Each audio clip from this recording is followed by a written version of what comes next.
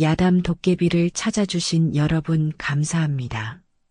오늘도 재밌는 이야기로 여러분을 즐겁게 해드리겠습니다. 그 전에 좋아요와 구독 버튼 꼭 부탁드립니다. 그럼 시작할게요. 조선 중기 어느 마을에 갑수라는 청년이 살고 있었는데 이놈이 얼마나 게으른지 참으로 볼만했습니다. 25이 넘은 총각이 하루 종일 방구석에서 뒹굴며 책이나 뒤적거리고 있었거든요. 아침에 일어나면 먼저 하는 일이 하품이요. 점심때가 되어서야 겨우 일어나서 밥을 먹고는 다시 누워서 책을 보는 게 일과였습니다. 동네 사람들은 갑수를 보며 혀를 찼지요. 갑수네 집 아들 좀 보소. 저 나이가 되도록 아무것도 안 하고 빈둥거리기만 하네. 참 답답한 노릇이야. 다른 놈들은 다 장가도 가고 가정도 꾸렸는데 갑수 아버지가 얼마나 속이 상하겠어. 갑수의 아버지는 날마다 한숨만 푹푹 내쉬었습니다. 이웃집 아들들은 모두 출세를 하거나 장사를 해서 집안을 일으키는데 자기 아들만 이 꼴이었거든요. 어느 날도 마찬가지였습니다. 갑수는 방 안에서 사서삼경을 뒤적거리며 하루를 보내고 있었지요. 갑수야, 이놈아. 아버지의 호통이 온 집안을 뒤흔들듯 울려 퍼졌습니다. 갑수는 책에서 눈을 떼지도 않고 한숨만 푹 내쉬었지요. 또 뭐라 하시려고요.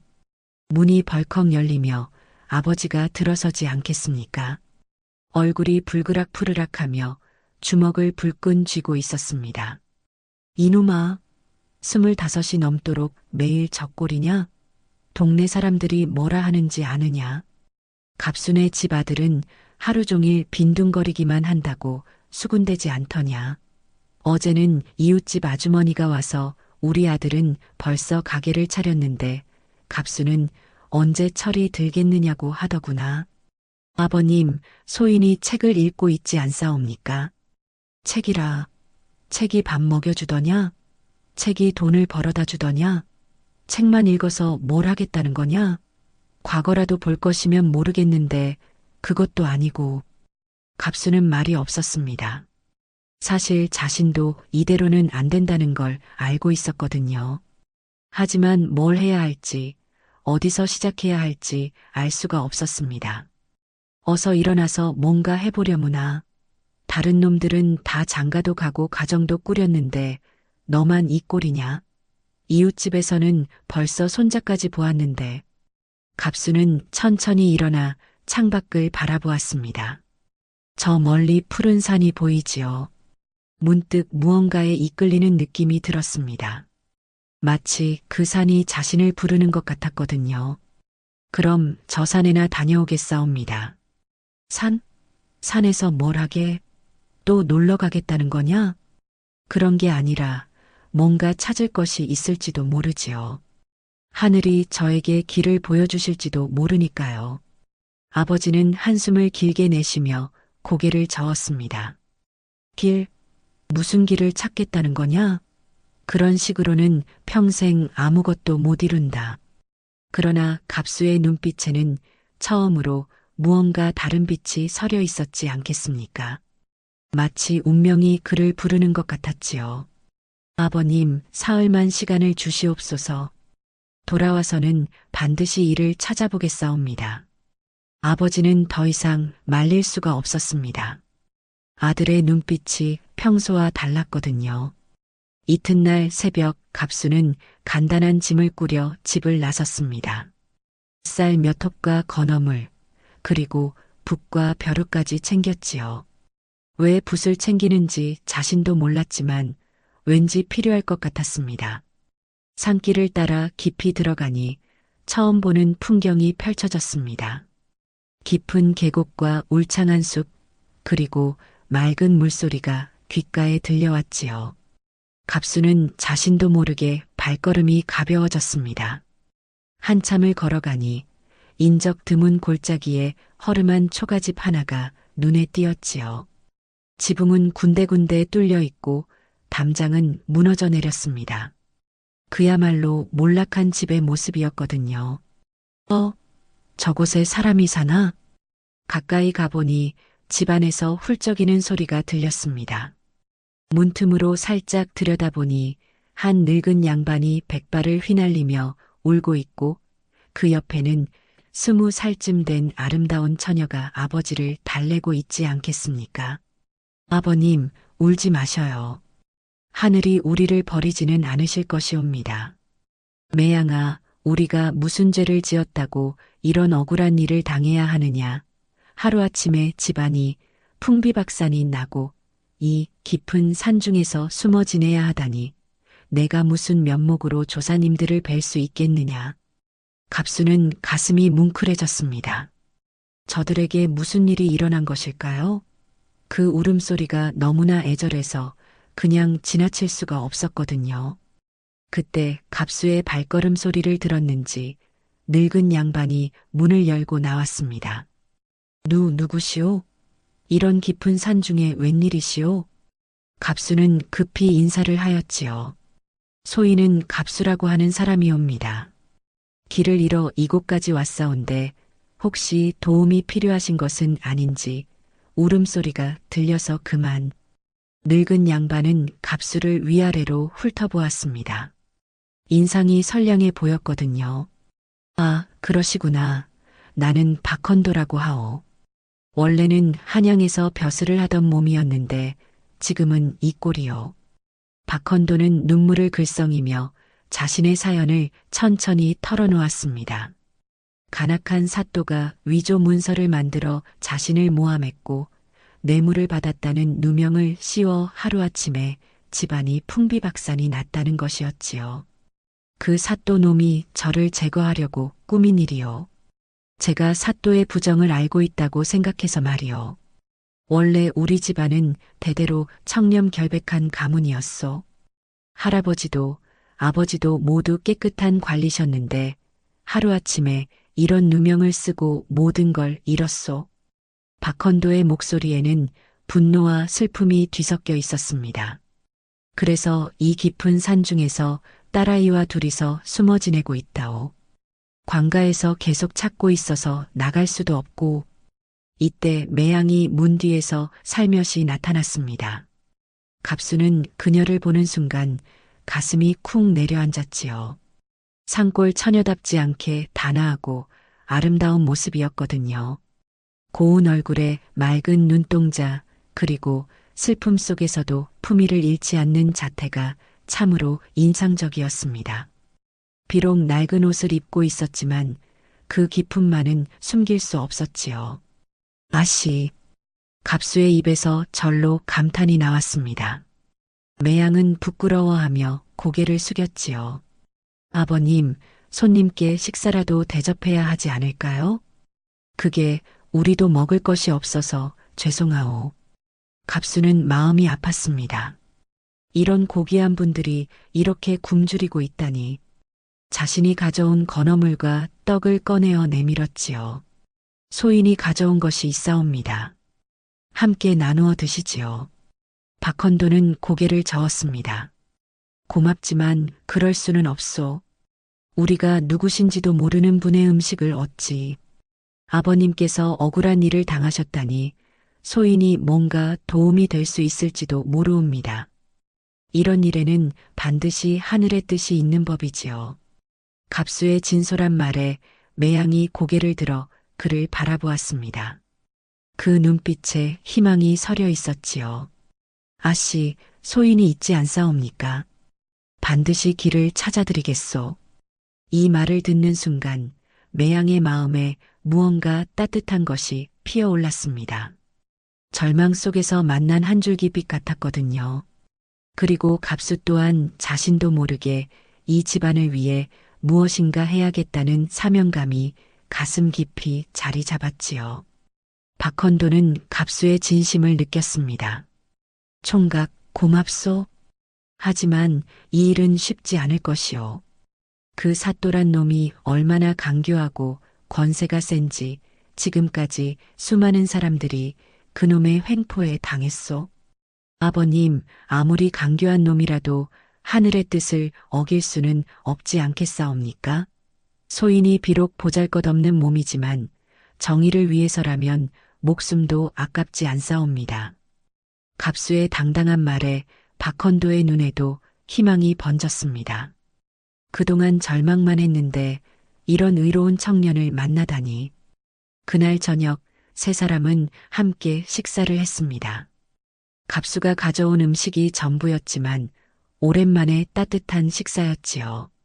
매양은 갑수가 가져온 쌀로 죽을 끓여주었는데 그 솜씨가 보통이 아니었습니다. 정말 맛있습니다, 아씨. 별것 아닌데요. 예전에는 더 좋은 음식들을. 매양의 말이 끝나기 전에 박헌도가 말을 끊었습니다. 옛일은 그만두자. 지금이 중요한 거야. 갑수는 이들의 과거가 얼마나 화려했을지 짐작할 수 있었습니다. 매양의 교양 있는 말씨와 우아한 몸가짐을 보면 분명 좋은 집안의 규수였을 것이지요. 그날부터 갑수는 매일같이 산중의 박헌도 집을 찾아갔습니다. 처음에는 단순히 불쌍해서였지만 날이 갈수록 매양 아씨에 대한 마음이 깊어져 갔지요. 그녀의 품이 있는 말씨, 아버지를 향한 효성, 그리고 절망적인 상황에서도 굽히지 않는 의연함이 갑수의 마음을 사로잡았습니다. 갑수는 집에서 쌀을 가져오기도 하고 때로는 약초를 캐오기도 했습니다. 아버지는 의아해했지만 갑수가 달라진 모습을 보고는 말리지 않았지요. 갑수야, 요즘 부쩍 부지런해졌구나. 무슨 일이냐? 아버님, 도움이 필요한 분들이 계셔서 그렇습니다. 그래, 착한 일이구나. 그런 마음 잊지 말아라. 어느 화창한 오후 갑수는 산딸기를 한 바구니 가득 따와서는 매양에게 건넸습니다. 아씨, 이것 좀 드셔보시지요. 정말 달콤하답니다. 매양은 산딸기를 하나 입에 넣더니 환한 미소를 지었습니다. 오랜만에 보는 그녀의 웃음이었지요. 정말 달구나. 고맙다, 갑수 총각. 아씨께서 웃으시니까 더욱 예뻐 보이시는구려. 처음 뵈었을 때부터 생각했는데 아씨는 정말 선녀 같으셔요. 갑수의 솔직한 말에 매양은 얼굴이 빨개졌습니다. 무슨 그런 말씀을, 지금 이 꼴인데. 지금도 충분히 아름다우시옵니다. 아니, 더 아름다우시오. 어려움 속에서도 굽히지 않는 모습이 더욱 빛나 보이거든요. 진심이옵니다. 처음 아씨를 배웠을 때부터 가슴이 설레었사옵니다. 매양은 고개를 떨구며 말없이 산딸기만 먹었지요. 그러나 그 모습조차 갑수에게는 사랑스러워 보였습니다. 아씨, 소희는 그를 잘 모르옵니다. 그냥 집에서 놀고 먹기만 했거든요. 하지만 이제는. 갑수는 매양의 손을 살짝 잡았습니다. 매양은 깜짝 놀라 손을 빼려 했지만 갑수의 진심 어린 눈빛을 보고는 그대로 두었지요. 아씨, 소인도 이제 글을 배워야 하겠사옵니다. 그 문서를 찾으려면 말이지요. 매양은 놀란 눈으로 갑수를 바라보았지요. 정말 그럴 생각이시오? 그건 너무 위험한 일인데. 그렇다옵니다. 아씨 아버님의 억울함을 풀어드리고 싶사옵니다. 그리고 아씨와 함께하고 싶사옵니다. 이 말을 듣고 매양의 눈에 눈물이 글썽였습니다. 절망 속에서 만난 한 줄기빛 같은 사람이었거든요. 갑수 총각님, 정말 그런 마음이시라면 아씨, 소인을 믿어주시지요. 반드시 길을 찾아내겠사옵니다. 그날 저녁 갑수는 매양과 함께 달빛 아래를 거닐었습니다. 능소화가 아름답게 피어있는 산길이었지요. 주황빛 꽃들이 달빛에 비쳐 더욱 곱게 보였습니다. 이 꽃 이름이 무엇인지 아시오? 매양이 물었습니다. 잘 모르겠사옵니다. 예쁘긴 하온데 능소화라고 하는 꽃이지요. 꿈을 이뤄준다는 꽃이라고 하더이다. 어머니께서 살아계실 때 말씀해 주신 것인데 이 꽃을 보면 소원이 이뤄진다고 하셨어요. 갑수는 능소화 한 송이를 따서 매양의 머리에 꽂아 주었습니다. 그럼 우리의 꿈이 이뤄지겠구려. 매양은 부끄러워하며 꽃을 만졌지요. 그 순간 두 사람의 마음이 하나가 되는 것 같았습니다. 갑수 총각님, 정말 고맙나이다. 아버님도 요즘 많이 밝아지셨어요. 총각님을 만난 후로 희망을 가지게 되셨거든요. 소인이 더 고맙사옵니다. 아씨를 만나서 소인의 인생이 바뀌었사옵니다. 이제야 무엇을 위해 살아야 하는지 알겠사옵니다. 두 사람은 달빛 아래서 서로를 바라보며 조용히 미소 지었습니다. 어느새 갑수는 그저 게으른 청년이 아니라 사랑하는 사람을 위해 무엇이든 할 수 있는 남자가 되어 있었지요. 며칠이 더 지나자 갑수와 매양의 사이는 더욱 깊어졌습니다. 갑수는 매일 새로운 것들을 가져왔지요. 산나물도 캐오고 약초도 구해오고 때로는 멀리까지 가서 쌀도 구해왔습니다. 아씨, 오늘은 꿀을 구해왔사옵니다. 어머, 꿀을? 어디서 구하셨어요? 멀리 양봉하는 노인이 계시더이다. 사정을 말씀드렸더니 조금 나누어 주시더군요. 매양은 갑수의 정성에 감동했습니다. 자신들을 위해 이렇게까지 해주다니. 갑수 총각님, 저희 때문에 너무 고생하시는 게 아닌가요? 고생이라니요. 소인에게는 기쁨이 옵니다. 아씨와 아버님께서 편안해 하시는 것을 보면 마음이 든든하거든요. 박헌도도 갑수를 점점 아껴 했습니다. 이런 의로운 청년이 자신의 사위가 된다면 얼마나 좋을까 싶었지요. 갑수 총각, 자네는 정말 귀한 사람이야. 이 은혜를 어떻게 갚을까? 아버님, 은혜라니요. 소인이 더 많이 받았사옵니다.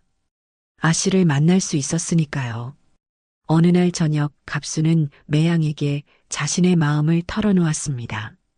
아씨, 소인이 고백할 것이 있사옵니다. 무엇이지요? 소인, 아씨를 사랑하게 되었사옵니다. 처음엔 그저 불쌍한 마음이었는데 이제는 아씨 없이는 살 수 없을 것 같사옵니다. 매양은 얼굴이 빨개졌지만 고개를 끄덕였습니다. 저도 총각님을 좋아하게 되었어요. 총각님이 없었다면 저희는 어떻게 되었을까요? 그럼 아씨, 이 일이 다 끝나면 저와 함께 해주시겠사옵니까? 네, 기꺼이. 두 사람의 사랑이 이렇게 확인되었지요. 하지만 앞으로 험난한 길이 기다리고 있었습니다. 박헌도를 모함한 위조 문서를 찾으려면 사또 집에 들어가야 했습니다. 갑수는 며칠을 고민하다가 큰 결심을 하였지요. 아씨, 소인이 사또 집 머슴으로 들어가겠사옵니다. 매양은 깜짝 놀랐습니다. 그게 무슨 말씀이시오? 너무 위험하지 않사옵니까? 다른 방법이 없사옵니다.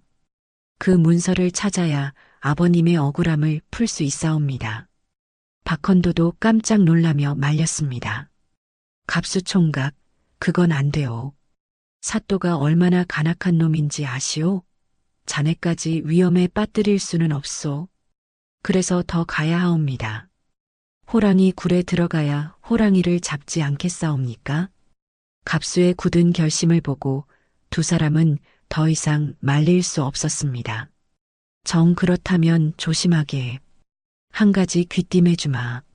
그 사또 집에는 부인과 여종들이 있는데 모두 젊은 남자를 좋아하니 주의해야 하네. 아버님, 소인의 마음은 오직 아씨 한 분뿐이옵니다. 매양은 걱정스러운 표정으로 갑수를 바라보았습니다. 총각님, 정말 조심하셔요. 혹시라도 위험하면 도망치셔야 해요. 아씨, 걱정 마시오. 반드시 돌아오겠사옵니다. 며칠 뒤 갑수는 누더기 옷을 입고 사또 집 대문 앞에 섰습니다. 마침 머슴을 구한다는 방이 붙어 있었지요.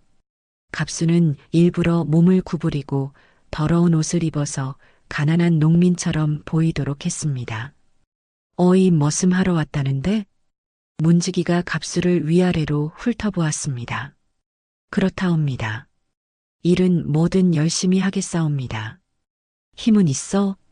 이 집 일이 만만치 않은데. 갑수는 팔뚝을 보이며 말했습니다. 보시다시피 건장하옵니다. 또 글도 조금 아옵니다. 글을 안다고? 그럼 서당에서 공부한 놈이구나. 왜 머슴을 하려고? 집이 가난해서 어쩔 수 없사옵니다. 부모님께서 병이 드셔서 약값이 필요하거든요.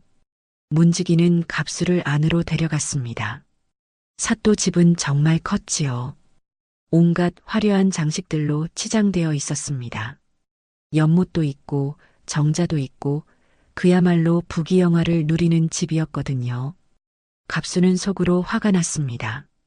이런 화려함이 모두 백성들의 피땀으로 이루어진 것이라는 걸 알고 있었거든요. 마님 머슴 하나가 왔사옵니다. 그때 안채에서 한 여인이 나왔는데 갑수는 깜짝 놀랐습니다. 30 중반쯤 되어 보이는 그녀는 정말 아름다웠거든요. 바로 사또 부인이었습니다. 고운 얼굴에 풍만한 몸매, 그리고 요염한 눈빛이 인상적이었지요. 비단 옷을 입고 금비녀를 꽂은 모습이 화려했습니다. 오, 제법 건장해 보이는구나. 이름이 뭐냐? 갑수라고 하옵니다. 사또 부인은 갑수를 찬찬히 살펴보았습니다. 뭔가 다른 머슴들과는 달라 보였지요. 비록 더러운 옷을 입고 있었지만 그 기품은 숨길 수 없었습니다. 글도 안다고? 조금 배웠사옵니다. 그럼 밤에 서재 정리도 할 수 있겠구나. 좋다. 사또 부인의 눈빛이 이상하게 빛났습니다. 갑수는 왠지 불안했지만 목적을 위해 참았지요. 마님, 소인이 밤일도 잘한다 말한다면 믿으시겠사옵니까? 이 말에 사또 부인의 입가에 미소가 번졌습니다. 호호 그래. 그럼 밤에 서재에서 일해보거라. 중요한 문서들이 많으니 조심히 다뤄야 해. 갑수의 가슴이 뛰었습니다. 바로 그 서재에 위조 문서가 있을 것 같았거든요. 알겠사옵니다, 마님. 그런데 갑수야, 너 정말 머슴만 하려고 왔느냐? 사또 부인의 시선이 의미심장했습니다. 갑수는 당황했지만 태연한 척했지요. 그저 먹고 살기 위해서옵니다. 그래도 잘생긴 놈이 이런 곳에서 머슴 노릇을 하다니. 아깝구나. 갑수는 사또 부인의 시선이 부담스러웠지만 목적을 위해 견디기로 했습니다. 매양 아씨와 박헌도를 생각하면서 말이지요. 첫날 밤 갑수는 서재로 향했습니다. 서재는 정말 컸지요. 온갖 책들과 문서들이 가득했습니다. 갑수는 조심스럽게 문서들을 들춰보기 시작했지요. 하지만 워낙 많은 문서들이 있어서 쉽게 찾을 수가 없었습니다. 이 많은 문서 중에서 어떻게 찾지? 갑수는 한숨을 내쉬었습니다. 하지만 포기할 수는 없었지요. 며칠이 지나자 갑수 주변에는 묘한 기류가 흘렀습니다. 사또 집의 여종 점순이가 갑수에게 자꾸 관심을 보였거든요. 점순은 16살쯤 된 어린 계집아이였는데 갑수만 보면 얼굴이 빨개졌지요. 갑수 오라버니, 이거 드시지요. 점순이는 몰래 좋은 음식을 갑수에게 가져다 주었습니다. 흰 쌀밥에 나물 반찬까지 정성스럽게 준비해 왔지요. 고맙긴 한데 괜찮은 거냐? 들키면 너만 혼날 텐데. 괜찮나이다. 오라버니는 다른 머슴들과 다르시어요. 뭐가 다르다는 거냐? 글도 아시고 품위도 있으시고 정말 머슴 같지 않으셔요. 말씀하시는 것도 다르고요. 갑수는 들킬까봐 조마조마했습니다. 하지만 점순이의 순수한 마음은 고마웠지요. 점순아, 고맙다. 하지만 너무 자주 오면 들킬 수 있으니 조심해라. 네, 오라버니. 그런데 오라버니 마음에 드는 사람이 따로 있으신가요? 갑수는 매양 아씨를 떠올렸습니다. 그런 건 내가 알 바 아니다. 점수는 슬펐지만 고개를 끄덕였지요. 하지만 마음속으로는 갑수를 포기할 수 없었습니다. 그런데 며칠 뒤 사또 부인의 친구인 화순 마님이 찾아왔습니다. 그녀 역시 젊고 아름다운 과부였지요. 30살쯤 되어 보이는데 사또 부인 못지않게 요염했습니다. 남편을 일찍 여의고 혼자 살고 있는 부잣집 과부였거든요. 언니, 새로운 머슴이 제법 잘생겼다며?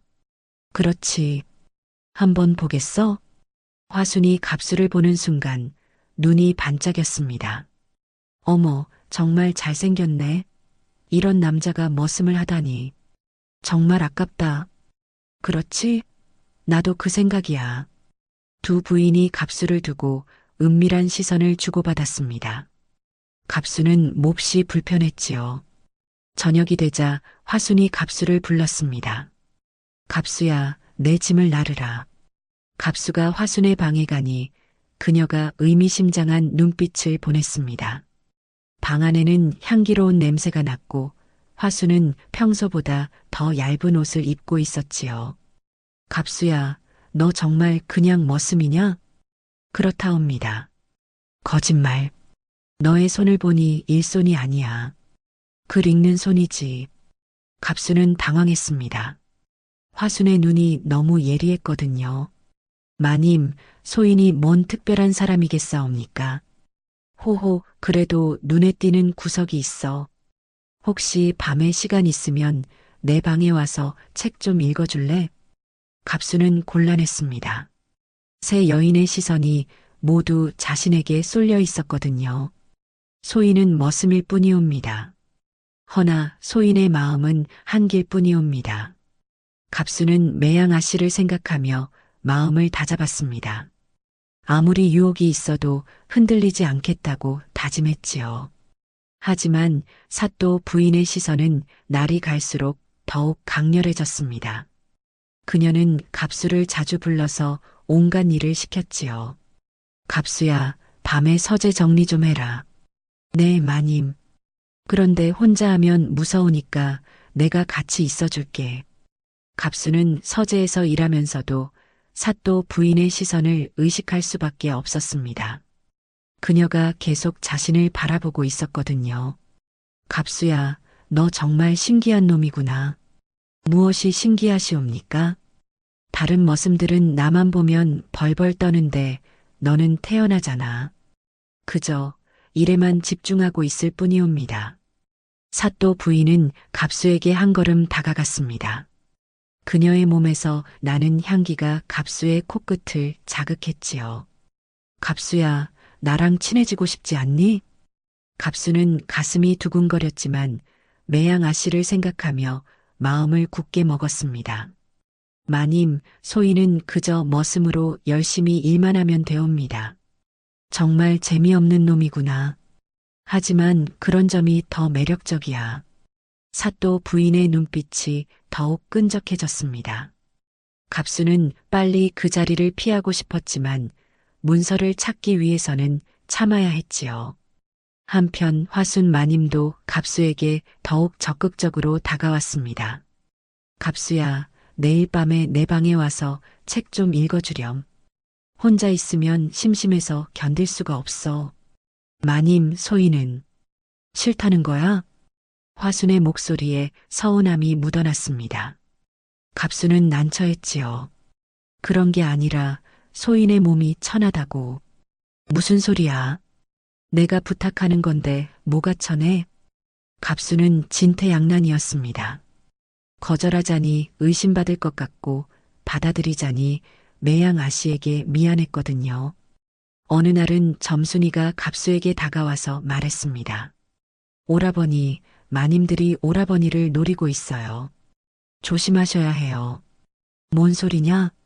사또 부인 마님과 화순 마님이 오라버니 얘기를 하시는 걸 들었어요. 둘 다 오라버니를 좋아하신다고요. 갑수는 머리가 아팠습니다. 이런 상황은 전혀 예상하지 못했거든요. 점순아, 너도 조심해라. 괜히 나 때문에 혼날 수 있어. 오라버니만 안전하시면 저는 상관없어요. 점순이의 순수한 마음에 갑수는 미안했습니다. 이 순진한 아이까지 자신 때문에 고생하고 있다니. 어느 날 밤 갑수가 서재에서 문서를 뒤지고 있는데 갑자기 사또 부인이 들어왔습니다. 옷차림이 평소와 달랐지요. 속옷 차림으로 나타난 것입니다. 얇은 비단 속옷을 입은 그녀의 모습은 너무나 요염했습니다. 마님, 이 밤에 웬일이시옵니까? 갑수야, 나 혼자 있기가 무서워. 사또 부인은 갑수에게 가까이 다가왔습니다. 향기로운 냄새가 났지요. 그녀의 몸에서 나는 향기가 갑수의 정신을 흐리게 만들었습니다. 마님, 이러시면 안 되옵니다. 왜 안 되는데? 나도 여자야. 외로운 밤이 얼마나 긴지 알아? 갑수는 뒤로 물러났지만 사또 부인은 계속 다가왔습니다. 갑수야, 너도 남자잖아. 나 같은 여자가 싫어? 그런 게 아니옵니다. 다만 뭐? 갑수는 매양 아씨를 생각했습니다. 하지만 사또 부인의 유혹은 강렬했지요. 젊은 남자로서 흔들리지 않을 수 없었습니다. 마님 소인은 그 순간 사또 부인이 갑수를 껴안았습니다. 갑수는 깜짝 놀라 밀어내려 했지만 어느새 정신이 흐려졌지요. 사또 부인의 몸에서 나는 향기와 부드러운 감촉에 이성을 잃고 말았습니다. 까짓것 죽는다 한들 마님을 사랑한 게 어찌 후회가 있겠사옵니까? 갑수의 이성이 무너지는 순간이었습니다. 두 사람은 달빛이 비치는 서재에서 선을 넘고 말았지요. 능소화가 피어나듯 격정적인 사랑이 꽃을 피웠습니다. 서재 안은 둘만의 은밀한 공간이 되었고 문서들은 잠시 잊혀졌지요. 그러나 갑수는 곧 후회했습니다. 매양 아씨에게 미안했거든요. 마님 소인이. 갑수야, 후회하지 마라. 우리 둘만의 비밀이야. 이런 일이 있었다는 걸 누가 알겠니? 사또 부인은 만족스러운 미소를 지었지만 갑수의 마음은 복잡했습니다. 사랑하는 매양 아씨를 배신한 것 같아서 가슴이 찢어질 것 같았지요. 그 일이 있은 후로 갑수는 더욱 조심스러워졌습니다. 하지만 사또 부인은 오히려 더 적극적이 되었지요. 갑수야, 오늘 밤에도 서재에서 만나자. 마님, 그러면 안 되옵니다. 왜? 벌써 나를 싫어하게 됐어? 갑수는 진퇴양난이었습니다. 문서를 찾아야 하는데 사또 부인 때문에 일이 복잡해졌거든요. 한편 점순이는 갑수와 사또 부인의 관계를 눈치챘습니다. 오라버니 조심하세요. 마님이 오라버니를 노리고 있어요. 알고 있다. 고마워. 오라버니는 저 같은 사람은 안 좋아하시겠지요? 점순이의 순수한 눈빛에 갑수는 마음이 아팠습니다. 점순아, 넌 좋은 아이다. 하지만 내겐 이미 알아요. 오라버니 마음에 다른 사람이 있다는 거. 갑수는 매양 아씨를 생각하며 가슴이 먹먹해졌습니다. 자신이 저지른 일이 얼마나 잘못된 것인지 깨달았거든요. 화순 마님도 갑수에게 더욱 집요하게 달려들었습니다. 갑수야, 나도 외로운 과부 신세인데 좀 친하게 지내면 안 될까? 마님, 소인의 신분으로는. 신분이 뭐가 중요해? 마음이 중요하지. 갑수는 새 여인 사이에서 갈등했습니다. 점순이의 순수한 사랑, 사또 부인의 격정적인 유혹, 화순의 끈질긴 구애. 하지만 그의 마음은 오직 매양 아씨에게만 있었지요. 어느 날 밤 갑수는 산중의 박헌도 집을 몰래 찾아갔습니다. 매양을 보고 싶었거든요. 갑수 총각님, 어떻게 되어가고 있어요? 조금씩 진전이 있사옵니다. 하지만 갑수는 자신이 저지른 일을 고백할 수 없었습니다. 매양의 맑은 눈을 보니 더욱 죄스러웠지요. 힘드시죠? 위험한 일인데. 아니옵니다. 아씨를 위해서라면 뭐든 할 수 있사옵니다. 매양은 갑수의 손을 잡고 말했습니다. 총각님, 무리하지 마세요. 총각님이 다치시면 저는 어떻게 해요? 갑수는 매양의 따뜻한 마음에 더욱 죄책감을 느꼈습니다. 하지만 이미 저지른 일을 돌이킬 수는 없었지요. 갑수는 날이 갈수록 조급해졌습니다. 문서를 찾아야 하는데 여인들의 관심 때문에 마음껏 뒤질 수가 없었거든요. 특히 사또 부인이 자꾸 밤에 찾아와서 일을 방해했지요. 어느 날 밤 갑수는 큰 결심을 했습니다. 사또가 출장을 간 사이 안방까지 들어가서 문서를 찾기로 한 것이지요. 이번이 마지막 기회라고 생각했습니다. 먼저 점순이를 따돌려야 했습니다. 점순아, 오늘 밤엔 일찍 쉬어라. 내가 혼자 하겠다. 오라버니, 무슨 일 있으세요? 요즘 이상하세요. 아무것도 아니다. 그냥 좀 피곤해서 그런다. 점순이는 아쉬워하며 자리를 떴습니다. 하지만 뭔가 이상하다는 느낌을 지울 수 없었지요. 다음은 화순이었습니다. 그녀가 갑수를 부르려 했지만 갑수는 핑계를 대고 피했지요. 마님, 오늘은 중요한 일이 있어서 늦게까지 일해야 하옵니다. 뭔 일인데 그렇게 바빠? 서재 정리를 마저 끝내야 해서 그렇나이다. 화수는 아쉬워했지만 물러갔습니다. 마지막으로 사또 부인이었습니다. 그녀는 밤늦게 갑수를 찾아왔지요. 갑수야, 오늘도 같이 있자. 마님, 오늘은 정말 중요한 일이 있사옵니다. 뭔 일이 나보다 중요해? 갑수는 고민하다가 거짓말을 했습니다. 사실 머리가 너무 아파서 쉬고 싶사옵니다. 사또 부인은 의심스러워했지만 갑수의 얼굴이 창백해 보여서 물러갔지요. 그럼 푹 쉬어. 내일 보자. 드디어 혼자가 된 갑수는 조심스럽게 사또의 안방으로 향했습니다. 문을 살짝 열고 들어가니 커다란 서한과 함께 수많은 문서들이 보였지요. 이제 찾아보자. 갑수는 하나하나 문서를 들춰보았습니다.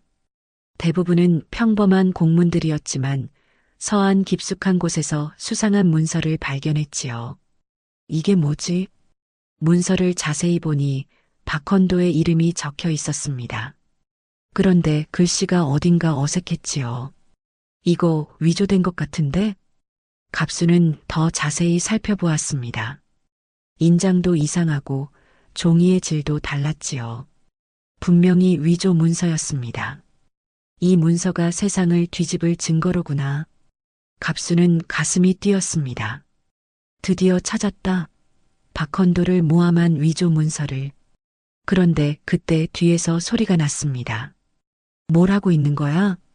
갑수는 깜짝 놀라 뒤돌아보니 사또 부인이 서 있었습니다. 마님. 내가 머리 아프다더니 거짓말이었구나. 여기서 뭘 하는 거야? 갑수는 재빨리 문서를 품속에 숨겼습니다. 아무것도 아니옵니다. 거짓말. 뭔가 훔치려 했지? 사또 부인의 눈빛이 차가워졌습니다. 갑수는 위기를 느꼈지요. 마님, 오해입니다. 소인은 그럼 품속에 뭘 숨기고 있는 거야? 내놔. 갑수는 고민했습니다. 이대로 들키면 모든 게 끝장이었거든요. 마님, 소인을 믿어주시지요. 믿어? 지금 내 남편의 서재를 뒤지고 있는 놈을 어떻게 믿어? 그때 갑수는 마지막 카드를 꺼냈습니다. 마님, 소인이 마님을 사랑한다고 하지 않았사옵니까? 그런 소인을 의심하시는 겁니까?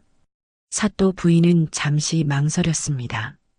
갑수에 대한 감정 때문에 판단이 흐려진 것이지요. 정말 다른 건 아니지? 그렇다옵니다. 마님께 드릴 편지를 쓰려고 종이를 찾던 것뿐이옵니다. 사또 부인은 갑수의 말을 믿었습니다. 사랑에 눈이 먼 것이지요. 그럼 됐어.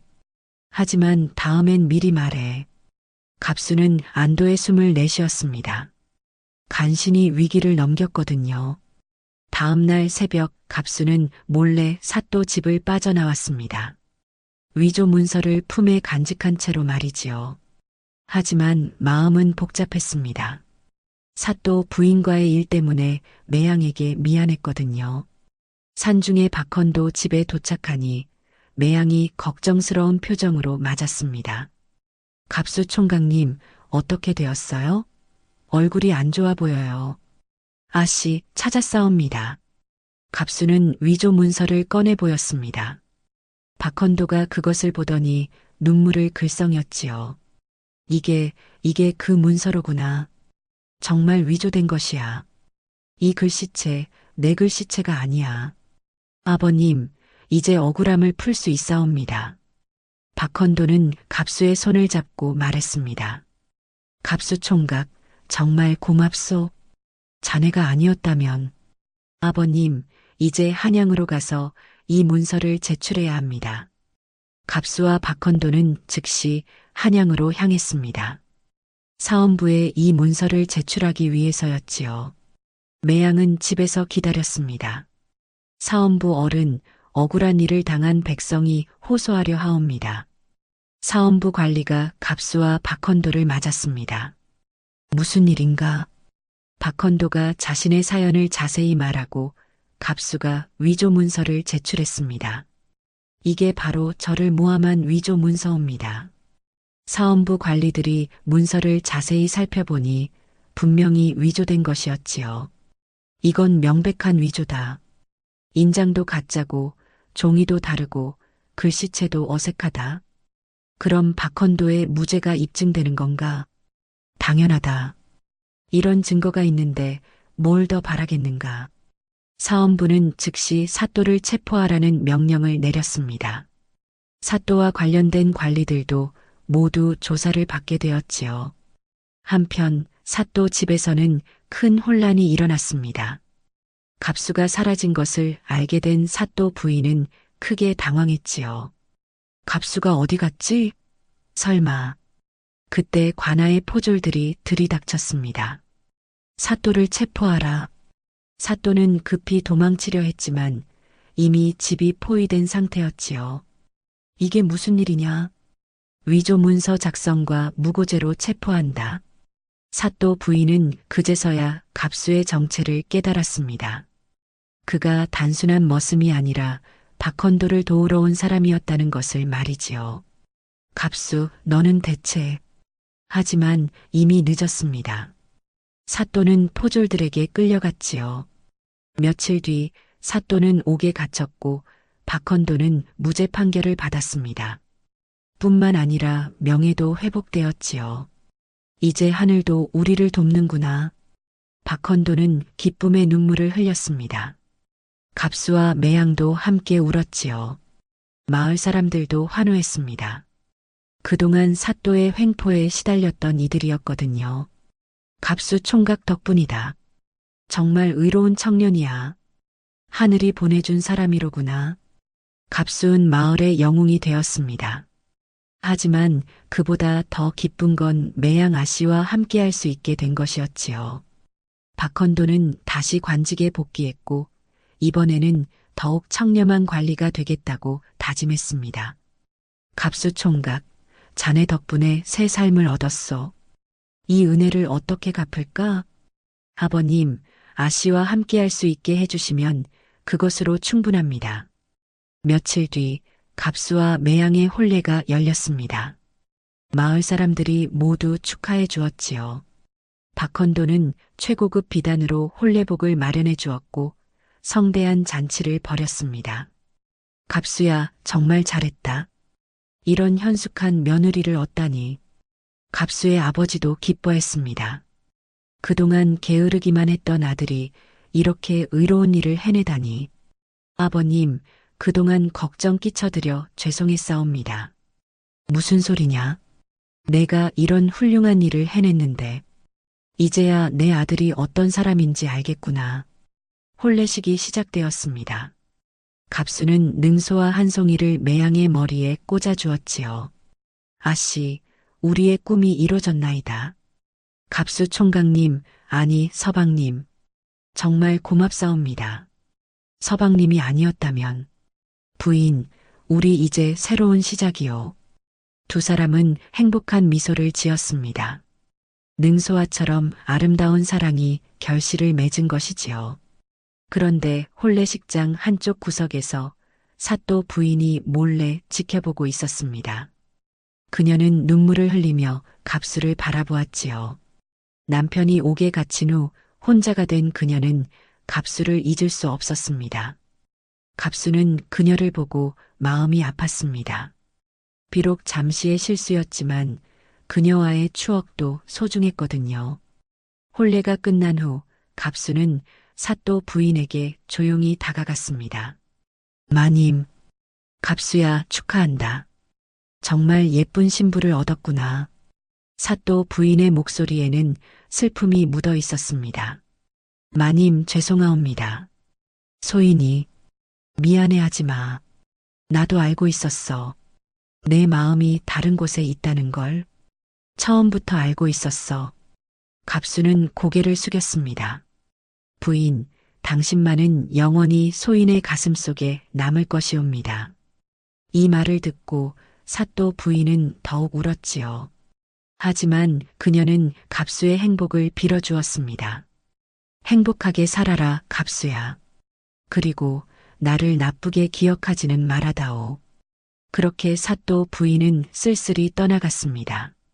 갑수는 그녀를 바라보며 복잡한 마음이었지요. 한편 점순이도 갑수의 혼례를 지켜보며 울었습니다. 오라버니 행복하세요.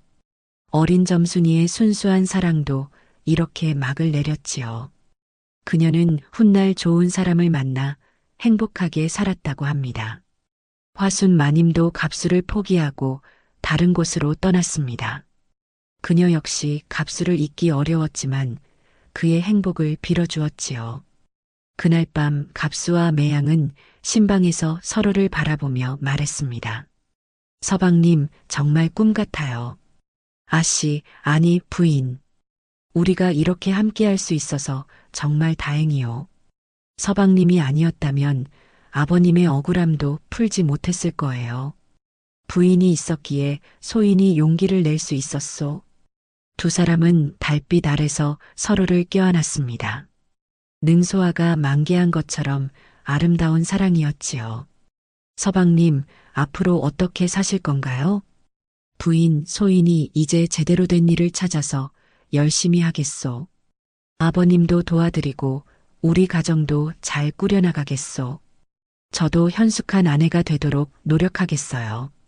그렇게 갑수는 사랑하는 사람과 결혼했고 정의도 구현했습니다. 비록 그 과정에서 여러 여인들의 마음을 아프게 했지만 진정한 사랑의 힘으로 모든 어려움을 이겨낸 것이지요. 세월이 흘러 갑수와 매양은 행복한 가정을 꾸렸습니다. 아들, 딸도 낳고 박헌도는 다시 벼슬에 나가 청렴한 관리가 되었지요. 갑수도 장사를 시작해서 제법 성공했습니다. 몇 년 후 갑수는 우연히 사또 부인을 다시 만났습니다. 그녀는 남편이 죽은 후 혼자 살고 있었지요. 갑수야, 오랜만이구나. 마님, 그동안 어떻게 지내셨습니까? 그럭저럭 살고 있어. 너는 잘 사는 것 같구나. 마님도 좋은 분 만나시길. 아니야. 나는 이제 혼자가 편해. 너와의 추억만으로도 충분해. 갑수는 그녀를 보며 마음이 아팠지만 이미 지나간 일이었지요. 점순이는 훗날 마을의 한 총각과 결혼해서 행복하게 살았다고 합니다. 갑수에 대한 첫사랑은 아름다운 추억으로 남았지요. 화순 마님은 다른 고을로 이사를 가서 새로운 삶을 시작했습니다. 그녀도 결국 좋은 사람을 만나 재혼했다고 전해집니다. 갑수는 가끔 능소화를 보면 그때를 떠올렸습니다.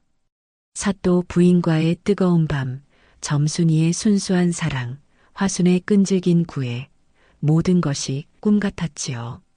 하지만 진정한 사랑은 매양과의 사랑이었습니다. 시련 속에서도 변하지 않는 마음, 서로를 위해 희생할 수 있는 마음이야말로 진짜 사랑이었거든요. 어느 날 갑수는 아들에게 말했습니다. 얘야, 아버지가 젊었을 때 이런 일이 있었단다. 그리고 갑수는 자신의 이야기를 들려주었지요. 물론 사또 부인과의 일은 빼고 말입니다. 아버지, 정말 대단하세요. 정의를 위해 목숨을 걸다니. 얘야, 사람은 옳은 일을 위해서라면 용기를 내야 한다. 그리고 진정한 사랑을 만나면 그 사랑을 지켜내야 하고. 갑수의 아들은 고개를 끄덕였습니다. 참으로 신기한 일이었소이다. 게으른 청년이 사랑을 만나 의로운 사람으로 변하다니. 역시 사랑의 힘은 사람을 바꾸는구려. 그렇게 갑수의 이야기는 오늘날까지 전해지고 있습니다. 삶의 위기 속에서도 희망과 용기를 잃지 않으면 반드시 길이 열린다는 교훈과 함께 말이지요. 능소화는 지금도 산중에서 곱게 피어납니다. 꿈을 이루고자 하는 이들에게 희망을 주면서 말이에요. 그리고 진정한 사랑이 무엇인지를 알려주면서요. 갑수와 매양의 후손들은 대대로 번창했고 그들의 사랑 이야기는 마을 사람들 사이에서 전설이 되었습니다. 젊은 남녀들이 사랑에 빠지면 능소화 피는 곳에서 맹세를 하곤 했지요. 우리도 갑수와 매양처럼 변치 않는 사랑을 하자. 어떤 시련이 와도 포기하지 않는 사랑, 정의를 위해 목숨을 거는 용기, 그리고 진실한 마음, 이것들이야말로 갑수가 우리에게 남긴 소중한 교훈이었지요. 이 이야기는 조선시대의 실제 야담을 바탕으로 각색한 것입니다. 갑수라는 평범한 청년이 사랑을 통해 성장하고 정의를 실현하는 과정을 그렸습니다. 비록 그 과정에서 실수도 있었지만 결국 진정한 사랑과 정의가 승리한다는 메시지를 담았지요. 독자 여러분도 갑수처럼 용기 있는 삶을 사시기 바랍니다. 그리고 진정한 사랑을 만나시기를 바라며 이 이야기를 마칩니다. 야담 도깨비를 찾아주신 여러분 감사합니다. 오늘도 재밌는 이야기로 여러분을 즐겁게 해드리겠습니다. 그 전에 좋아요와 구독 버튼 꼭 부탁드립니다. 그럼 시작할게요. 옛적 경상도 한 고을에 재산 많고 나이 26인 과부 하나 있었는데 성은 최씨요, 이름은 월하라 했지요. 남편을 일찍 여의고 홀로 큰 기와집을 지키며 살았는데 그 기와집이란 것이 대문간부터 사랑채, 안채, 행랑채까지 두루 갖춘 양반집이요. 뒷뜰에는 연못과 정자까지 있는 호화로운 저택이었답니다. 월하는 어려서부터 총명하기로 소문났고 글을 읽고 쓸 줄 알았으며 시문에도 조예가 깊었어요. 남편이 사업차 한양에 올라갔다가 돌림병으로 세상을 떠난 지 벌써 3년이 지났지만 아직 젊고 아름다운 그녀에게 혼담이 끊이지 않았지요. 하지만 월하는 모든 청혼을 거절하며 홀로 지내기를 고집했어요. 그녀의 유일한 낙은 5일장마다 희귀한 물건을 찾아 사들이는 것이었지요. 진주, 비취, 고려청자는 물론이요. 중국에서 온 비단과 향료, 때로는 서역에서 온 신기한 보석까지 가리지 않고 사들였어요. 고을 사람들은 과부님 취미가 별나시다며 혀를 찼지만 월하에게는 그것이 외로운 일상에 활력을 주는 소중한 시간이었답니다. 어느 봄날 복숭아꽃이 흐드러지게 핀 4월 초파일이었어요. 아침부터 따스한 햇살이 내리쬐고 새들이 지저귀는 화창한 날씨였지요. 월하는 연분홍 비단치마에 옥색 저고리를 곱게 차려입고 머리에는 비녀 하나만 꽂은 단정한 모습으로 여종 갑순이와 함께 장터로 나섰어요. 아씨, 오늘은 뭘 사실 작정이신가요? 글쎄다. 가서 보면 알겠지. 월하는 미소를 지으며 걸음을 재촉했어요. 장터로 가는 길목에는 벚꽃잎이 바람에 흩날리고 냇물이 졸졸 흘러가는 소리가 들렸지요. 이른 아침부터 장터는 온갖 상인들로 북적였고 각지에서 온 진기한 물건들이 햇살 아래 반짝였어요. 월하는 천천히 장터를 둘러보며 흥미로운 물건들을 구경했지요. 함경도에서 온 털가죽, 제주도에서 온 전복, 일본에서 건너온 칠기까지 없는 것이 없었어요. 하지만 마음에 드는 것이 없어 발걸음이 자꾸만 장터 끝쪽으로 향했지요. 아씨, 저기 끝자락에 무엇인지 이상한 빛이 나는 것 같사옵니다. 갑순이의 말에 월하는 고개를 돌렸어요. 장터 한 구석, 헌 돗자리 위에 앉은 늙은 행상이 무언가를 내려다보고 있었지요. 그의 앞에는 온갖 잡동사니가 널브러져 있었는데 그 가운데 손바닥만 한 호리병 하나가 신비로운 푸른 빛을 내며 반짝이고 있었어요. 월하는 그 빛에 이끌려 다가갔지요. 가까이서 보니 호리병은 청백색 자기로 만들어진 것 같았는데 표면에 용과 구름 무늬가 섬세하게 새겨져 있었어요. 그런데 신기한 것은 그 무늬들이 살아 움직이는 것처럼 보인다는 것이었지요. 이게 무엇인고? 글쎄 말이여, 마님. 북쪽 깊은 산중에서 얻은 것인디 밤이면 달빛을 머금어 이리도 빛이 나요. 신선이 쓰던 물건이라 하더이다. 행상은 주름진 얼굴에 신비로운 미소를 지었어요. 그럼 어찌 파는 것이오? 워낙 신기한 물건이라 아무나 가질 수 없어서 말이요. 진짜 주인을 만나면 스스로 택할 것이라 하였는디 값은 20냥이요. 20냥이라 함은 쌀 20가마니 값이니 결코 작은 돈이 아니었지요. 갑순이는 혀를 차며 어휴, 터무니없는 값이구먼이라 중얼거렸지만 월하는 그 신비로운 빛에 마음을 빼앗겼어요. 호리병을 바라보고 있노라니 마치 전생에 무언가를 부르는 듯한 느낌이었지요. 좋소이다. 사겠소. 월하가 거금을 선뜻 내어주자 행상은 놀란 기색이었어요. 정말 사시겠다고요? 한 번 더 생각해 보시지. 아니요. 이 물건은 분명 내 것이 될 운명인 것 같소. 돈을 받은 행상은 고개를 끄덕이며 호리병을 고운 비단에 싸서 건네주었지요. 마님의 눈이 정확하시오. 이 물건은 분명 특별한 인연을 가져다 줄 것이요. 월하는 호리병을 소중히 품에 안고 집으로 돌아가는 길이었어요. 갑순이는 여전히 너무 비싼 값을 주셨다며 투덜거렸지만 월하는 기분이 좋았지요. 장터를 벗어나 좁은 골목길로 접어들 무렵이었어요. 앞에서 훤칠한 총각 하나가 허둥지둥 뛰어오고 있었지요. 갓을 비스듬히 쓴 모습이 어딘지 급해 보였고 뭔가에 쫓기는 듯한 기색이었어요. 월하는 옆으로 비켜서려 했지만 총각은 앞만 보고 달려오다가 그녀와 정면으로 부딪혔지요. 어메나! 월하는 뒤로 비틀거리며 손에서 호리병을 놓쳤어요.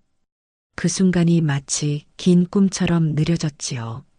푸른 빛을 내던 호리병이 공중에서 한 바퀴 돌더니 돌바닥에 떨어져 산산조각이 났어요. 신비로운 빛은 한순간 번쩍이다가 하늘로 사라져 버렸지요. 아이고, 큰일 났구먼. 총각은 황급히 땅에 엎드려 조각들을 주워 모으며 당황했어요. 키는 훤칠하고 어깨는 넓었으며 갓을 벗은 머리에서 검은 머리카락이 바람에 흩날렸지요. 얼굴은 달처럼 희고 눈썹은 검었는데 무엇보다 그 눈빛이 맑고 순수해 보였어요. 옷차림은 남루했지만 몸가짐이 예사롭지 않았지요.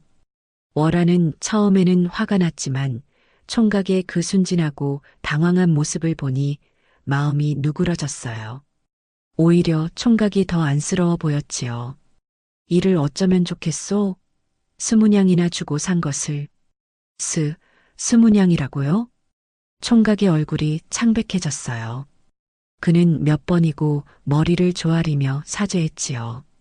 소인이 반드시 갚겠사옵니다. 목숨을 걸고라도 말이요. 소인에게는 돈이 없지만 몸으로라도 갚겠습니다. 당신이 뭐라는 사람인지도 모르는데 어찌 믿겠소? 혹시나 해서 묻는데 집안은 어떻게 되고? 총각은 잠시 머뭇거리더니 대답했어요. 소인은 떠돌이입니다. 부모도 없고 의지할 곳도 없어서 이 고을 저 고을 떠돌며 살고 있습니다. 그때 갑순이가 나섰지요. 아씨, 차라리 이 총각을 머슴으로 부려서 빚을 갚게 하는 것이 어떠하옵니까? 요즘 일손도 부족하고 품삯도 아낄 수 있을 것 같은데 말이요. 월하는 총각을 찬찬히 훑어보았어요. 옷차림은 남루했지만 몸가짐이 예사롭지 않았고 말투도 정중했지요. 무엇보다 그 맑은 눈빛이 마음을 움직였어요. 거짓말을 할 줄 모르는 순진한 눈이었지요. 그러면 20날 동안 우리 집에서 머슴살이를 하면 빚을 없던 일로 하겠소? 정말이옵니까? 고맙습니다, 마님. 총각은 땅에 머리를 조아렸어요. 그 순간 월하의 가슴 속에서 알 수 없는 두근거림이 일었지요. 운명의 실이 그들을 엮기 시작한 것이었어요. 그런데 이름이 무엇이오?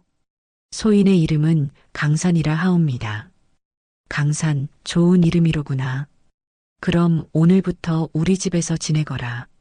이렇게 해서 강산이라는 총각이 월하의 집에 머물게 되었어요. 그런데 이 인연이 훗날 어떤 놀라운 일로 이어질지는 그 누구도 알 수 없었지요. 이튿날부터 강산은 집안일을 거들기 시작했어요. 그런데 이게 웬일인지 하는 일마다 엉성하기 그지없었지요. 야, 총각아, 마당이나 좀 깨끗이 쓸어라.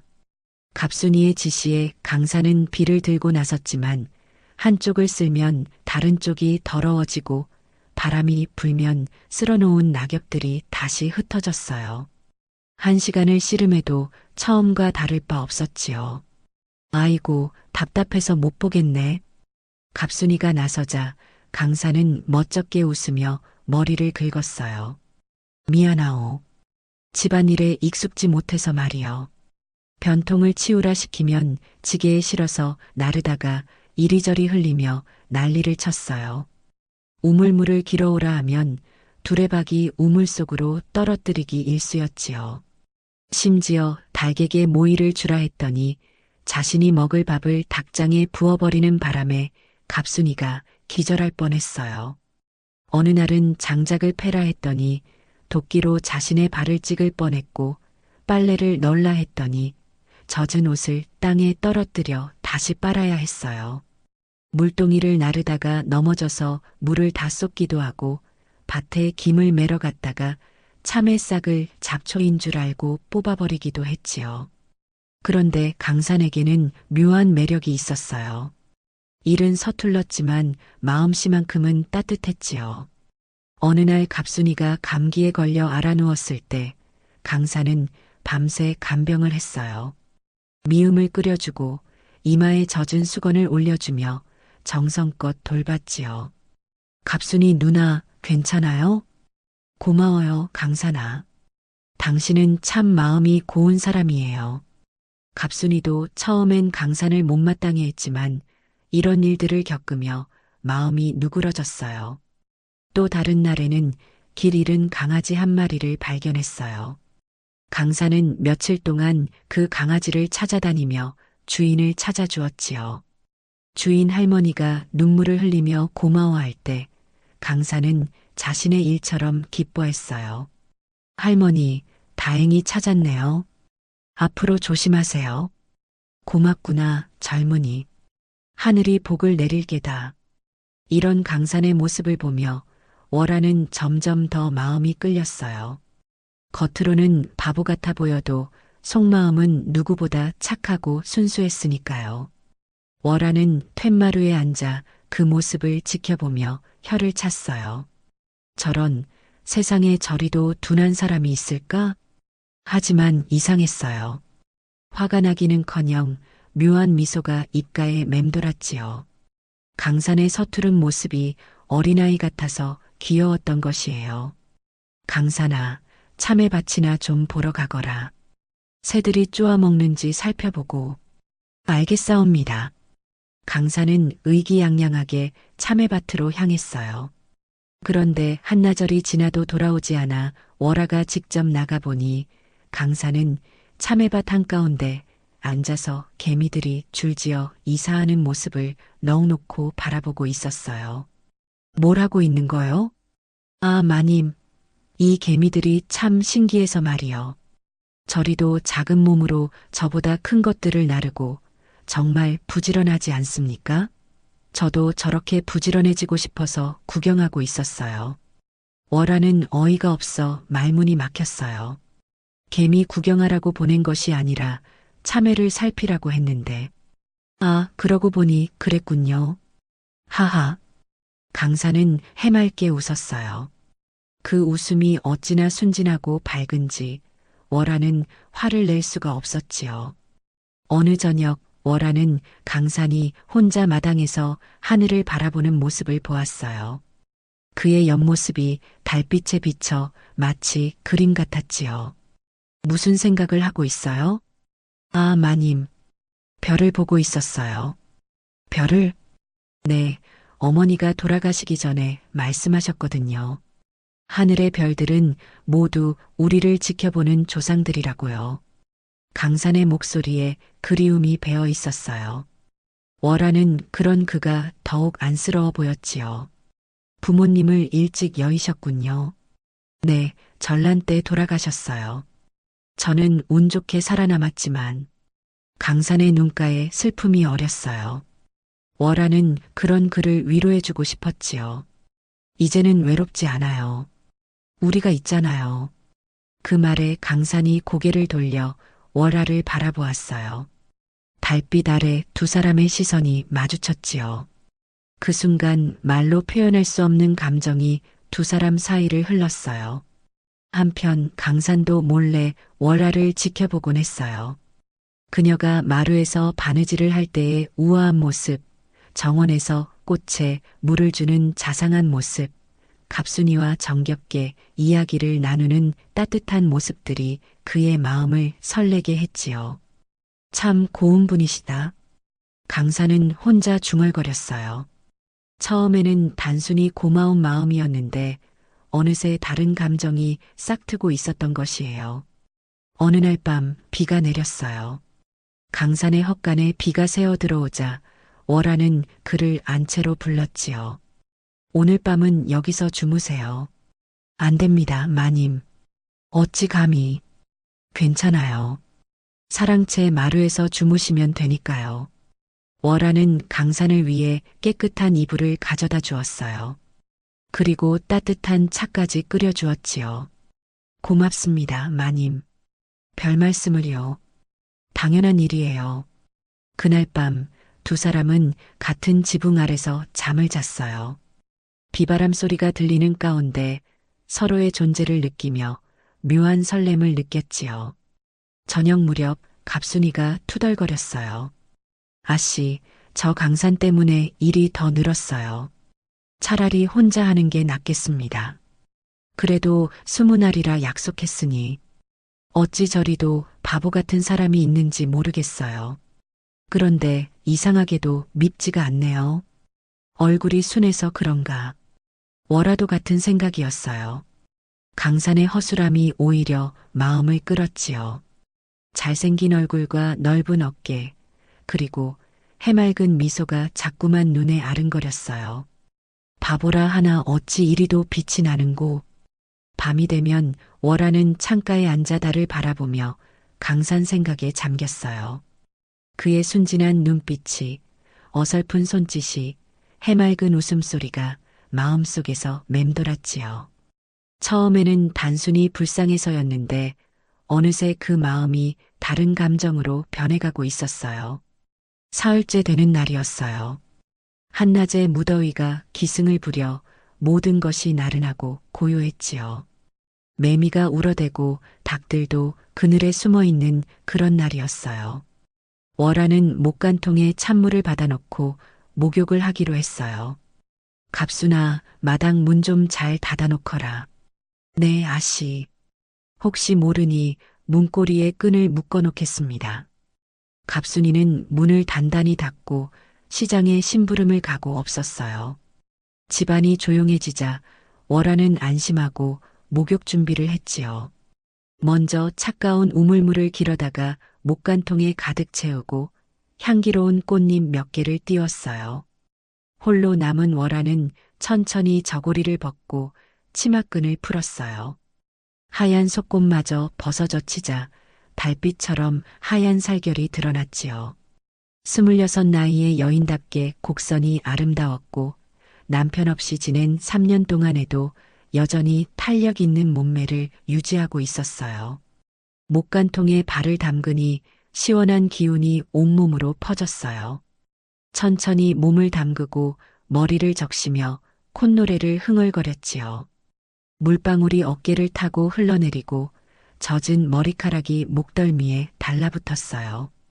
한낮의 더위가 물의 차가움과 만나니 온몸이 시원해졌지요. 그때였어요. 문 밖에서 발걸음 소리가 들렸어요. 갑순이가 벌써 돌아왔나? 하지만 발걸음이 무거워 남자일 것 같았어요. 월화는 가슴이 두근거렸지요. 누구요? 대답이 없었어요. 발걸음이 점점 가까워지더니 문 앞에서 멈췄어요. 월화는 급히 몸을 웅크리고 두 손으로 가슴을 가렸어요. 갑순아, 갑순아. 그때 문이 끼익하고 열렸어요. 끈이 제대로 묶이지 않았던 것이에요. 문틈으로 강산의 얼굴이 나타났지요. 마님, 우물에서 두레박을, 강산은 말을 멈추고 눈을 깜빡였어요. 물에 반쯤 잠긴 월화의 모습이 그의 시야에 들어온 것이에요. 하얀 어깨와 목덜미, 물 위로 드러난 쇄골의 선이 햇살에 반짝였지요. 젖은 머리칼이 어깨로 흘러내리고 물방울이 그녀의 살결을 타고 흘러내렸어요. 아, 안 돼요. 나가세요.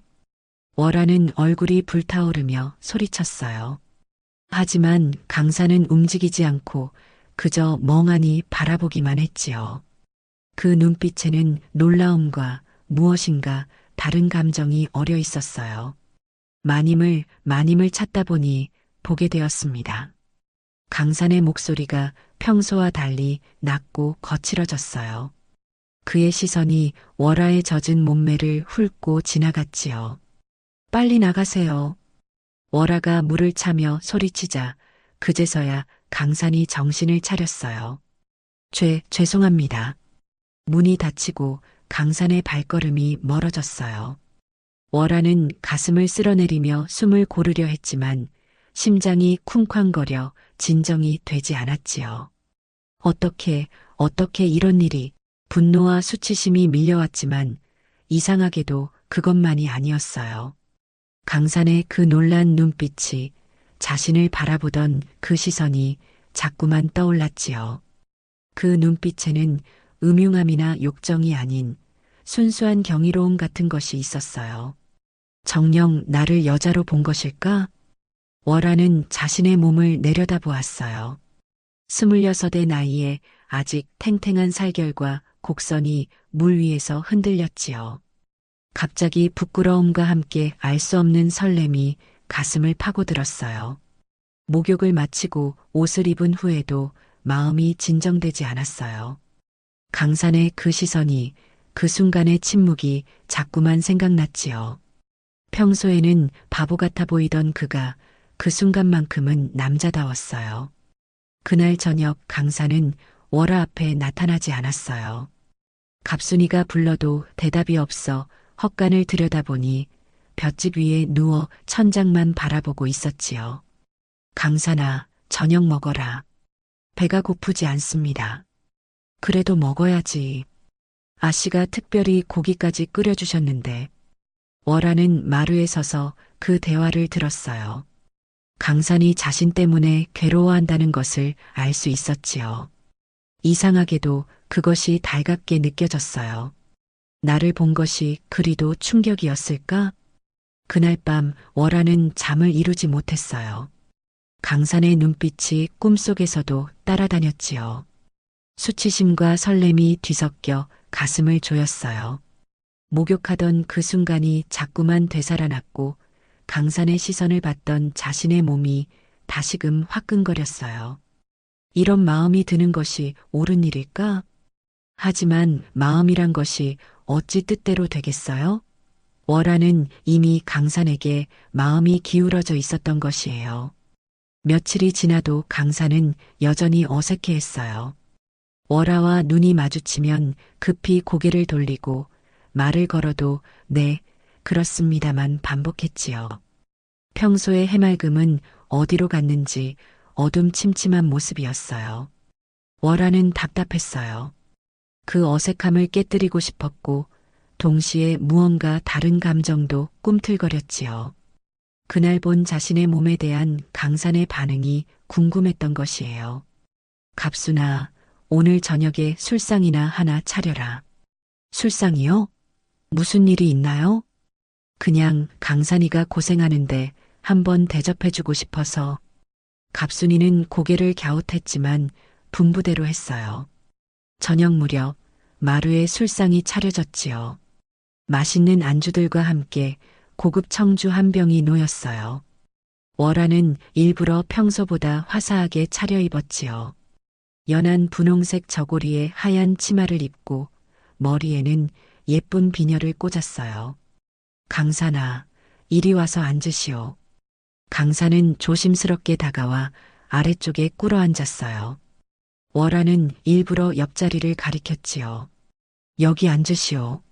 머슴이라 해도 손님인데. 아닙니다, 마님. 소인은 여기가 편합니다. 그러지 말고 이리 오시오. 월화는 자리를 옮겨 앉으며 치마자락을 살짝 걷어 올렸어요. 하얀 발목이 은은히 드러났지요. 그리고는 술잔에 청주를 따라 건넸어요. 드시오. 강산은 두 손으로 받아들이켰어요. 월화도 잔을 들어 입에 댔지요. 술기운이 돌기 시작하자 볼이 붉게 물들었어요. 강산은 고향이 어디요? 글쎄요, 특별한 고향이 없어서. 가족은? 다 돌아가셨습니다. 강산의 대답이 시원치 않았어요. 월화는 더 술을 따라주며 물었지요. 그럼 장가는 언제 들 생각이요? 이 말에 강산이 깜짝 놀라며 고개를 들었어요. 장가요? 젊은 총각이 언제까지 혼자 살 수는 없지 않겠소? 월화는 은근히 강산의 반응을 살폈어요. 술기운에 볼이 더욱 붉어진 채로 웃으며 몸을 앞으로 기울였지요. 저고리 깃이 살짝 벌어져 하얀 목선이 드러났어요. 소인 같은 놈을 누가 받아주겠습니까? 무슨 소리요? 잘생기고 힘도 좋은데. 월화는 강산의 팔뚝을 살짝 만지며 웃었어요. 그 순간 강산의 몸이 굳어졌지요. 마님, 뭐가 부족해서 장가를 못 간다는 거요? 월화는 점점 대담해졌어요. 술기운도 있었지만 강산의 어색한 반응이 오히려 그녀를 자극했지요.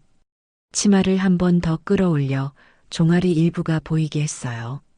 돈이 없어서 변변한 집도 없고 그런 건 중요하지 않아요.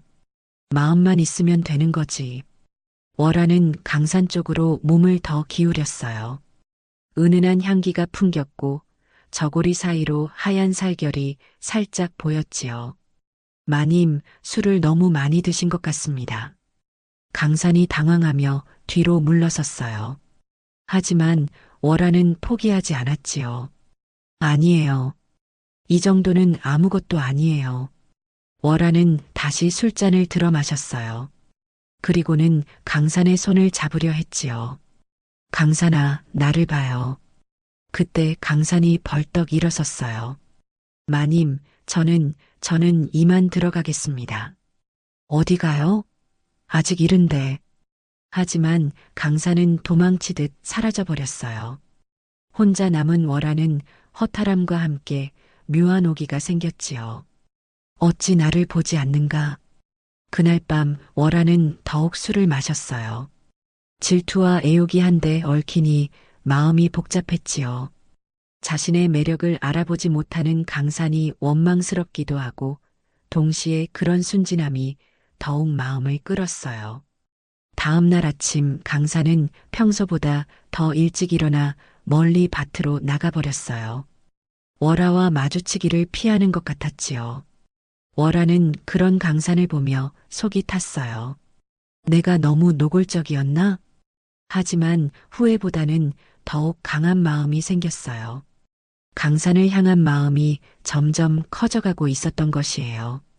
그런 가운데 갑순이가 눈치를 챘어요. 아씨, 혹시 강산이한테 무슨 소리야? 아니에요. 그냥 요즘 좀 이상해 보여서요. 갑순이는 더 이상 묻지 않았지만 월아는 자신의 마음이 들킨 것 같아 부끄러웠어요. 그날 저녁 월아는 다른 방법을 생각해냈어요. 강산을 직접 유혹하는 대신 자연스럽게 가까워질 기회를 만들기로 한 것이에요. 강산아, 내일부터 내 책을 정리하는 일을 도와주겠어? 책을요? 네, 사랑채에 있는 책들이 너무 많아서 정리가 필요해요. 당신은 글을 아니까 도와줄 수 있을 거예요. 이것은 핑계였어요. 실제로는 강산과 함께 있는 시간을 늘리고 싶었던 것이지요. 다음 날부터 두 사람은 함께 책을 정리했어요. 좁은 사랑채에서 나란히 앉아 책을 분류하다 보니 자연스럽게 가까워졌지요. 때로는 손이 스칠 때도 있었고 같은 책을 보려다 얼굴이 가까워질 때도 있었어요. 이 책은 어떤 내용인가요? 월아가 물으면 강산이 설명해 주었어요. 그의 박식함에 월아는 감탄했지요. 정말 많이 아시네요. 어디서 배우신 거예요? 그저 책을 좋아해서 많이 읽었을 뿐입니다. 강산은 여전히 자신의 과거에 대해서는 말을 아꼈어요. 하지만 월아는 그런 신비로운 면이 더욱 매력적으로 느껴졌지요. 어느 날 두 사람이 시집을 보고 있을 때였어요. 이 시 참 좋네요. 월아가 한 구절을 읽었어요. 사랑을 노래한 아름다운 시였지요. 정말 그런가요? 강산도 그 시를 읽어보았어요. 그리고는 갑자기 얼굴이 붉어졌지요. 시의 내용이 사랑에 대한 것이어서 어색했던 것이에요. 마님, 이런 시는 왜요? 아름다운 시인데요.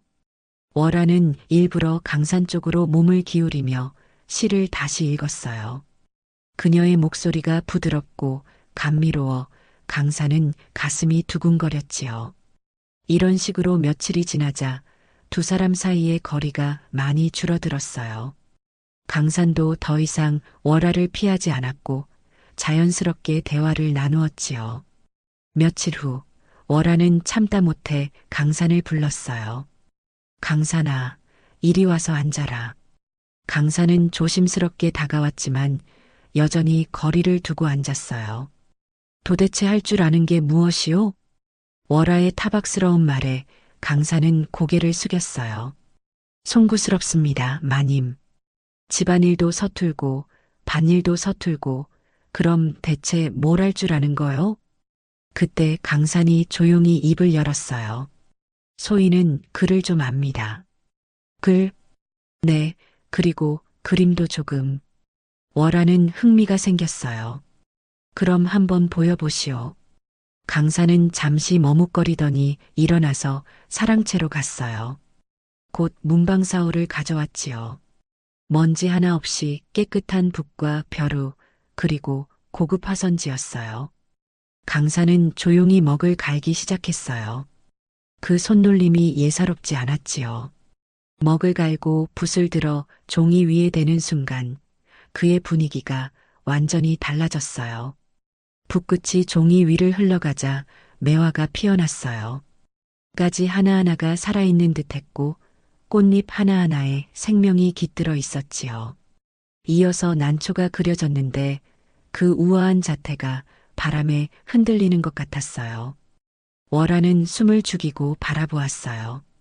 이것이 그 바보 같던 강산이 그린 것인지 믿을 수 없었지요. 분놀림 하나하나가 예술이었고 먹의 농담이 절묘했어요. 이게 정말 당신이 그린 거요? 네, 마님. 강산의 목소리도 달라져 있었어요. 평소의 어눌함이 사라지고 차분하고 깊이 있는 음성이었지요. 어디서 배웠소? 어려서부터 스승님께 배웠습니다. 스승님이라니? 강산은 더 이상 말하지 않았어요. 하지만 월화는 이미 깨달았지요. 이 남자가 범상치 않은 사람이라는 것을요.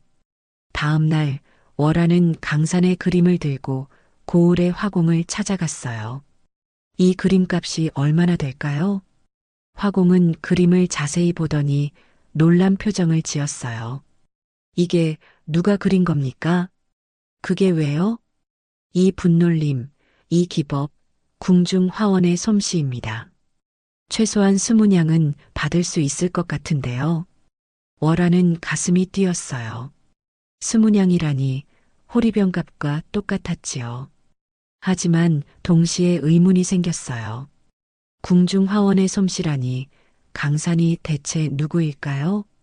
집으로 돌아온 월화는 강산을 다시 보는 눈이 달라졌어요. 그림을 그릴 때의 그 우아한 자세, 붓을 잡는 그 세련된 손놀림이 자꾸만 생각났지요. 강산아, 네 마님, 당신 그림이 20냥은 받을 만하다 하더군요.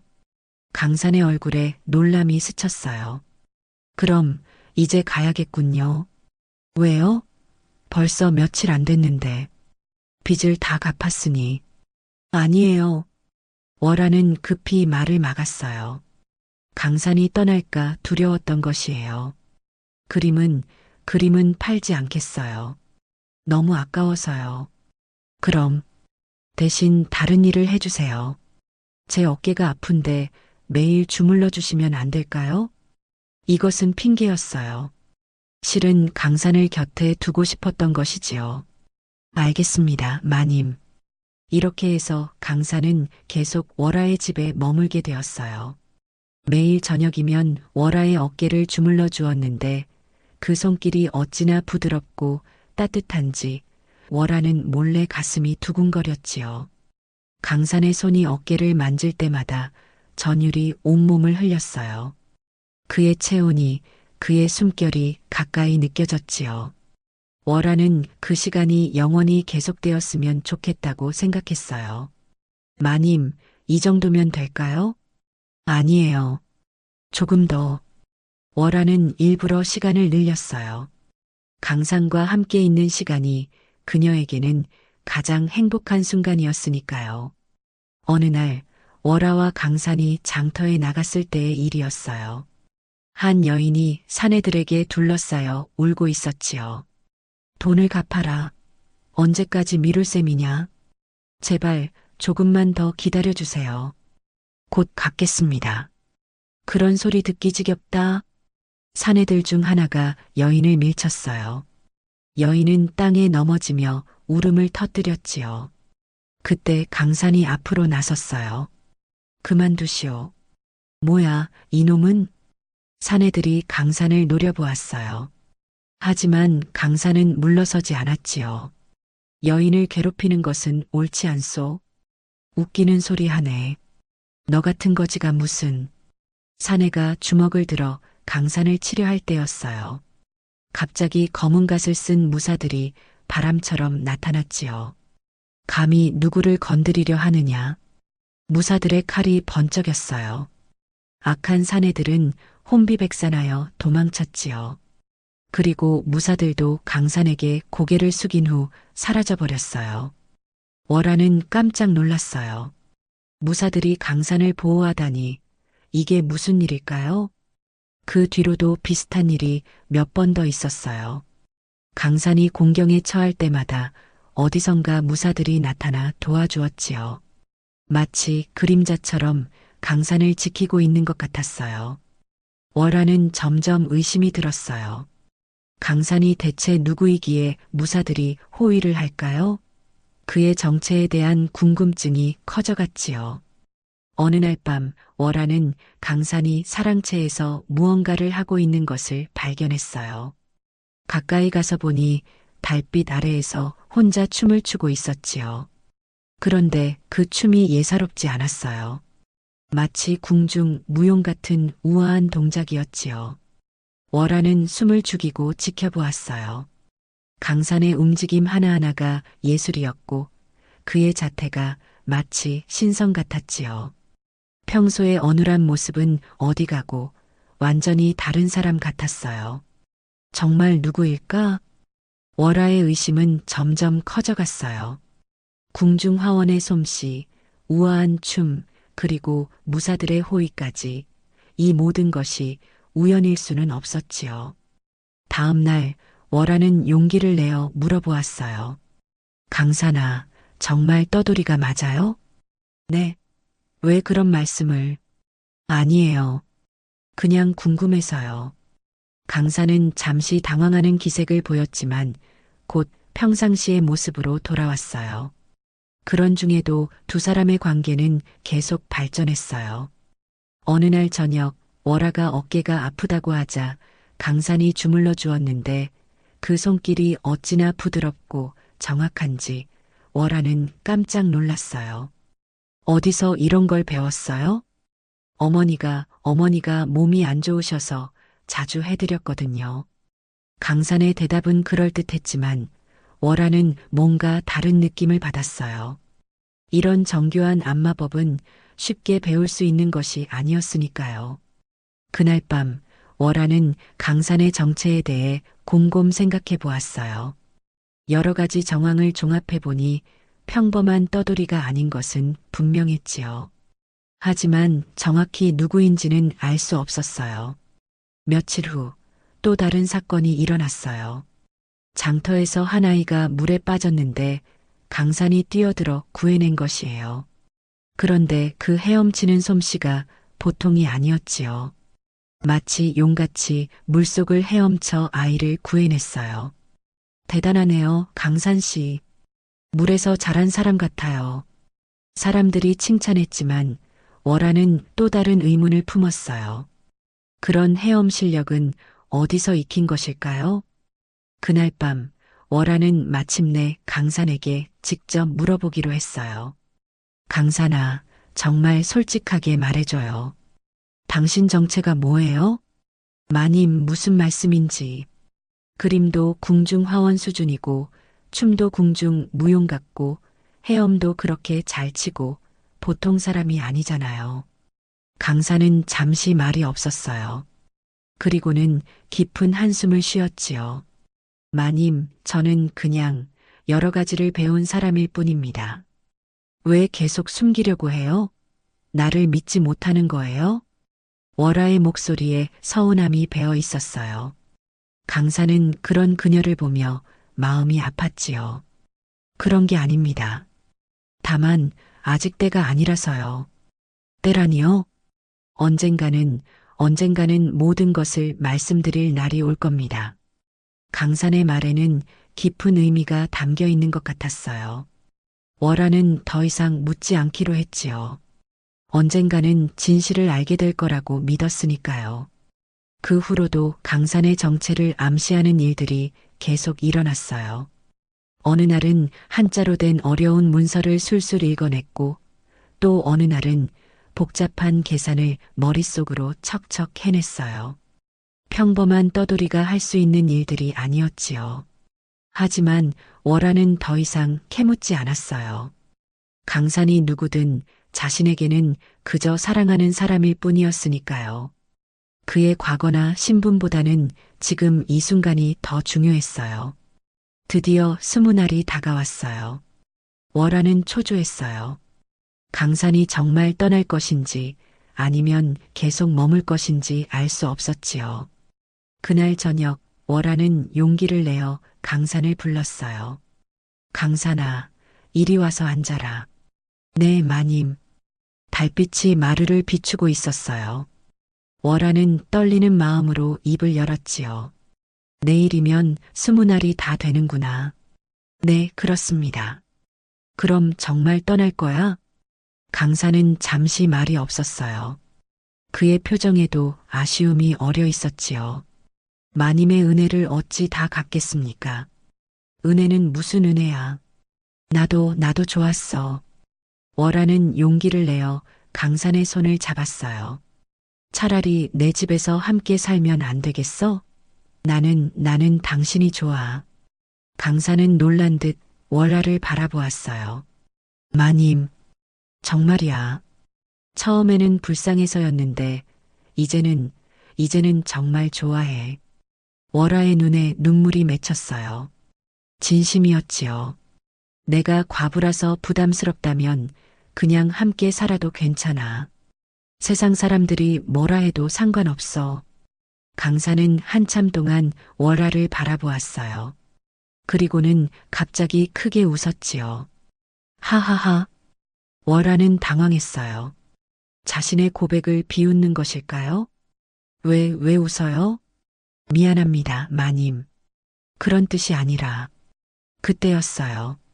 갑자기 마당으로 검은 옷을 입은 무사들이 나타났지요.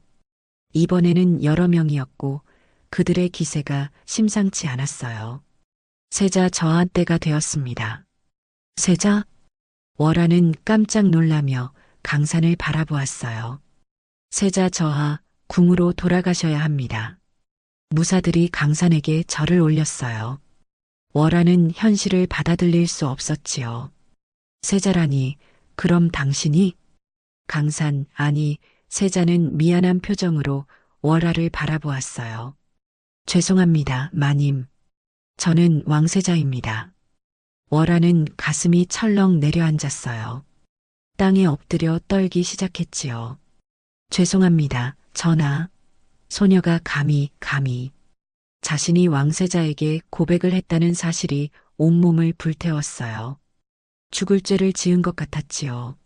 세자는 월아를 일으켜 세우며 부드럽게 웃었어요. 일어나세요, 월아님.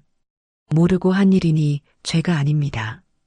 전하, 저에게는 즐거운 추억이 되었을 뿐입니다. 세자의 눈빛이 따뜻했어요. 진심으로 고마워하는 것 같았지요. 그럼 저와 함께 지낸 것도 모두 거짓이었나요? 아닙니다. 진심이었습니다. 저는 처음으로 한 명의 남자로 대접받았어요. 세자의 목소리에 그리움이 배어 있었어요. 궁에서는 모든 사람이 제게 예를 갖춥니다. 하지만 여기서는 그냥 강산이었어요. 월아는 눈물을 흘렸어요. 기쁨과 슬픔이 뒤섞인 복잡한 감정이었지요. 왜 속이셨어요? 민정을 살피기 위해 미행길에 나선 것이었습니다. 그런데 우연히 마님을 만나게 되어 세자는 호리병 조각들을 주머니에서 꺼냈어요. 이것들을 소중히 간직하고 있었습니다. 저에게는 소중한 추억이니까요. 전하, 앞으로 이 고을에 더 이상 악행은 일어나지 않을 것입니다. 제가 직접 확인했으니까요. 세자는 월아에게 깊이 고개를 숙였어요. 고마웠습니다, 월아님. 평생 잊지 않겠습니다. 저도 잊지 않겠습니다, 전하. 세자는 마지막으로 월아의 손을 잡았어요. 행복하게 사세요. 분명 좋은 분을 만나실 겁니다. 전하. 그리고 혹시나 해서 드리는 말씀인데 저희가 함께 보낸 시간은 비밀로 해주세요. 네, 전하. 세자는 무사들과 함께 바람처럼 사라져버렸어요. 마치 꿈처럼 호련히 나타났다가 호련히 사라진 것이지요. 홀로 남은 월아는 마루에 주저앉아 한참을 울었어요. 기쁨과 슬픔, 그리움과 아쉬움이 모두 뒤섞인 눈물이었지요. 며칠 후 고을에 소문이 돌았어요. 악한 관리들이 모두 쫓겨나고 새로운 현감이 부임했다는 소식이었지요. 그리고 세자의 행차가 있었다는 이야기도 들렸어요. 월아는 그 소식을 들으며 쓸쓸히 미소 지었어요. 강산이, 아니, 세자가 약속을 지킨 것이지요. 그날 밤 월아는 달빛 아래 앉아서 옛날을 생각했어요. 호리병이 깨진 그날부터 시작된 20날간의 꿈 같은 시간이었지요. 정녕 꿈결 같았구나. 월아는 혼자 중얼거렸어요. 하지만 후회는 없었어요. 비록 짧은 시간이었지만 진정한 사랑을 느꼈던 소중한 경험이었으니까요. 하늘에는 별들이 반짝이고 있었어요. 그 별빛이 마치 강산의 맑은 눈빛 같았지요. 월아는 그 별을 바라보며 생각했어요. 언젠가 다시 만날 수 있을까? 하지만 그것이 불가능하다는 것도 알고 있었어요. 세자와 평민인 자신 사이에는 뛰어넘을 수 없는 신분의 벽이 있었으니까요. 몇 년 후, 월화는 마침내 좋은 사람을 만나 재혼했어요. 남편은 착하고 성실한 상인이었지요. 행복한 삶이었지만 가끔 달밤이면 강산을 생각했어요. 그리고 훗날 세자가 왕이 되어 조선을 태평성대로 이끌었다는 소문을 들었을 때 월화는 가슴 한구석이 뿌듯했어요. 자신이 알던 그 순진하고 착한 강산이 훌륭한 임금이 되었다는 것이 자랑스러웠지요. 세월이 흘러 월화가 할머니가 되었을 때 손자들에게 옛날 이야기를 들려주곤 했어요. 할머니, 그래서 그 왕자님은 어떻게 되었어요? 왕자님은 훌륭한 왕이 되셔서 백성들을 잘 다스리셨단다. 그럼 할머니는? 할머니는 평생 그분을 잊지 않고 살았단다. 월화는 미소를 지으며 하늘을 올려다보았어요. 그곳에는 여전히 별들이 반짝이고 있었지요. 에필로그 영원한 기억. 이 이야기는 한때 진실로 있었던 일이라 전해져 내려와요. 호리병 하나가 맺어준 인연, 신분을 뛰어넘은 사랑, 그리고 아름다운 이별의 이야기지요. 사람들은 말해요. 진정한 사랑이란 가질 수 없기에 더욱 아름답다고. 월화와 강산의 사랑도 그러했어요. 비록 함께할 수는 없었지만 서로의 마음속에 영원히 남아있는 소중한 추억이 되었지요. 운명이란 참으로 신기한 것이에요.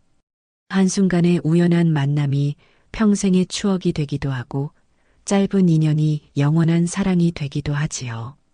월화는 평생 그날의 기억을 간직했어요. 강산의 맑은 눈빛, 따뜻한 손길, 그리고 해맑은 웃음소리를. 그것들은 그녀에게 세상에서 가장 소중한 보물이었어요. 그리고 어디선가 왕이 된 강산도 가끔은 그 시절을 그리워했을 거예요. 궁궐의 화려함 속에서도 마음 한구석에는 항상 그 작은 기와집과 자신을 한 명의 남자로 사랑해준 월화가 있었을 거예요.